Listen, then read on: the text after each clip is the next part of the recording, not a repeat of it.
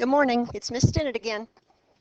The first video only did piecewise functions with two pieces, but I need you to understand you can have more than two pieces. You can really have as many pieces as you want.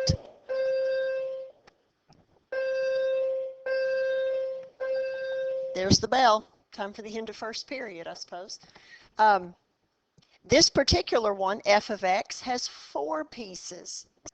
Now, excuse me, one thing I don't want you to worry about, you see this word if?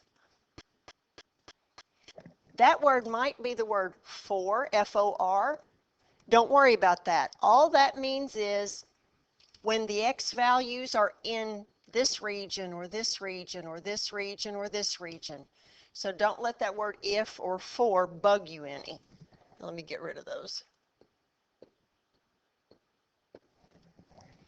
We're going to start down here with the first one, which says f of 1/2. Now in that case, x is 1/2. Which of those four constraints is 1/2? Well, is 1/2 in between -2 and -1?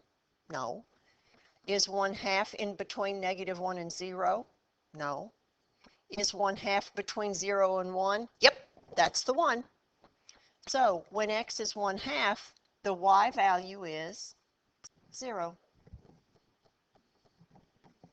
That's it. Let's try f of 1.5. Well, where is 1.5? Is 1.5 between -2 and -1? Nope.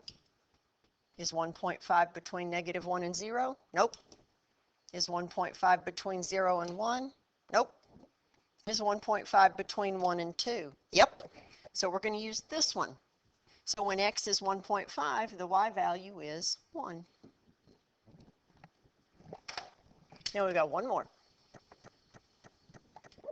Way down there at the bottom, when x is 3, which of those sets of constraints does 3 fall in? Here, between -2 and -1? Nope. Here, between -1 and 0?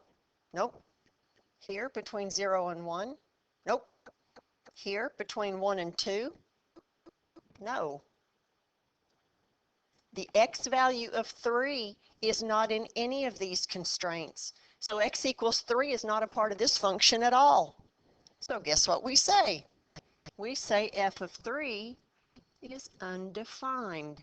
I don't know what the y value is when x is 3 because it's not part of that function. Now we're going to look at one more. G of x. Now this particular piecewise function has four pieces as well. So we've got 3 down there. We're going to do g of -5, g of 2, and g of 7. Now let's analyze our constraints. Here, x is less than -4. Here, x is between -3 and 1, but it could also equal -3 or 1. Here, x is between -1 and 5. And here, x is greater than 5 or equal to 5. Now, I need you to notice, it's okay for some things to be left out. If you look between here and here, where's -3.5? Well, it's not there at all. That's not a problem. That can happen in a piecewise. So don't get bothered by that. Don't think I made a mistake. I do make mistakes, but no, I didn't on that one. G of -5. Which of those four pieces does -5 fall in? Is -5 less than -4? Yep. So we're going to use this as my y value. It's going to be 2 times x. Well, x is -5, so 2 times -5 is -10. So g of -5 is -10. Let me scoot this one over a little bit. G of 2. Well, where is 2? Well, x equal 2 is here between -1 and 5. So I'm going to use this one. When x is when x is 2, then I'm going to do the opposite of x. So if x is 2, the opposite of x is -2. So g of 2 is -2. Now I got one more. G of 7. Well, where is 7? Well, 7 is bigger than 5. So I'm going to use this one. 2 to the x. So if x is 7, that's going to be 2 to the 7th power.